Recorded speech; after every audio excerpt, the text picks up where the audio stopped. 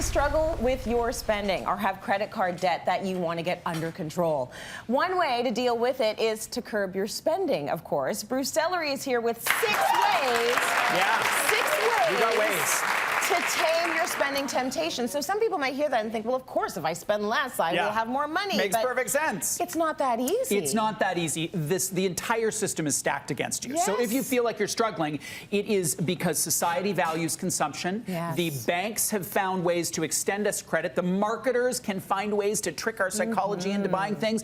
And our brains, we love the dopamine that comes with very good purchase. We love all that. Yeah. So we're stacked against it. But there is something that we can do. Okay. No excuses. We can outwit it. When I was a kid, I used to have this T-shirt that said, I can resist anything but temptation. So we're going to help you resist temptation today. I want to know how we start to resist temptation. To tame, you need to name. You can just tweet that now, because that's like an amazing phrase. Tame to name. That was an amazing little nugget. Are you chips, chocolate, or grapes? Chocolate. Liquid chocolate. Yeah. So we made cookie pizza in our house, and I was like, why is this in my house? Because I will eat the entire pizza slice by slice. Chips I could stare at for days. So you need to name what yours is, and it could be kids' clothing, your clothing, shoes, vacation, whatever it is. My temptation is sales on clothing.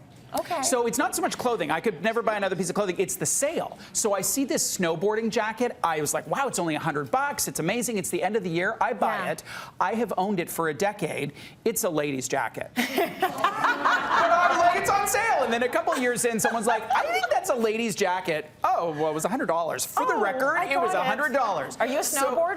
Not really, but I wear it. I wear it skiing. So first you name it, and then secondly, so you've got this list of temptations. Then you have to figure out the ones that matter, right? Because we have temptations when it comes to spending that really matter. Like, say your temptation is timeshare condos. Oh, that's a big deal. That's like a huge amount of money. One of my other ones is stationery. I love shopping for stationery, but I'm never going to spend like $1,000. I'm going to spend maybe $50 if I really go to town on my Uniball pens and my 8x11 lined paper. Yes. So you don't have to worry so much about that. So don't be like, oh my God, I gotta tame my temptations. We have a limited amount of willpower. Use it where it counts. I always remember that advice that you give all the time. There is limited willpower. I always say I can only be 2 things per week. So this week I'm gonna be a good mom and an okay wife. I just pick. I pick. Good, and some weeks it flips. And then I'm not gonna eat well, because that's too many. Yeah, it's too many. Right? Okay, so you've named it. You figured out what your thing is, then what? Yeah, you write the story of succumbing. So what that means is, when I succumb to my temptation, what does that look like? Where am I? Who am I with? What happens? Because you want to understand the pattern and understand the triggers. So when it comes to shopping for sales, what happens is I see the sign in the store and I'm like, so I should buy clothes only at full price. And the reason is I buy stuff I'm not happy with, and because I'm change averse, I keep it and wear a shirt that doesn't fit for like 5 years. Terrible idea. Another trigger for me is I'm annoyed, I'm angry. So it's analogous to how people identify triggers in food. You've had a terrible day and you inhale the entire pan of cookie pizza, of course. So understand the triggers, and then we can start talking about things to do, how to do things differently. Okay, so you know your triggers. What do we do? So we remove, have to switch our behavior. We remove the temptation, first of all. So I can't have that. I'm obsessed with cookie pizza. I got to get that cookie pizza out of my house because it's there. There's this excellent memoir called The Year of Less by Kate Flanders. She wrote this beautiful story of a shopping ban, and I was talking to her about it, and she said, it's not that I'm eliminating shopping, I'm eliminating browsing. So for her, she just doesn't go into the store, and that's the trigger. So remove temptations. I need to unsubscribe from promotional emails because I get there's a sale on. I just got this flyer for make your own shirts, like these customized shirts. I was on there, like I was trying to measure my neck by myself. Imagine trying to measure your elbow because they're like 3 for $149. And, no, stop it. Second is add something else instead. So swap something else in. So instead of going to the mall with your friends, go for a walk with your friends. Instead of browsing Amazon, watch Netflix. You can do that kind of thing. That's not a problem. Third, build in limits. Cash only, I have talked about 12,000 times, but I will talk about it again, is you place a limit. So if you're going clubbing, you put $100 or $50 or whatever it is in your wallet, and that's it. And that's it. Christmas shopping's the same, gift shopping's the same. And then Tip number 4 is take a timeout.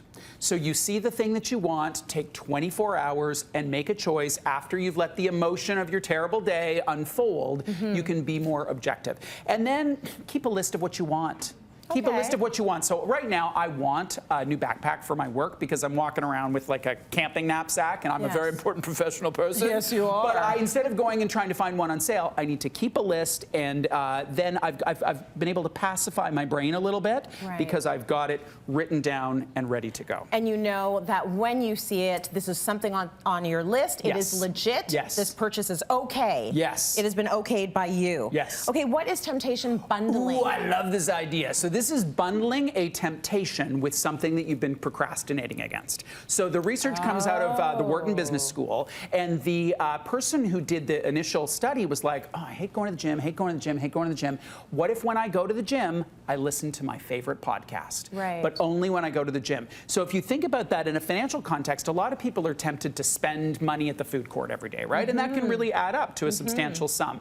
What if instead you said, I am packing my lunch while I'm watching my favorite Netflix show or doing my favorite whatever. So you're pairing something that you really want with something that you don't want, and then they can unfold together more. So it's a reward system. It's a reward system. But reward system, temptation bundling. I think that's like a branding, like a big. Come on. And that's branded by Bruce Sellery? Well, no, it's someone else's. Okay. Because I've heard of that Bruce Sellery guy. He's pretty smart. Amazing.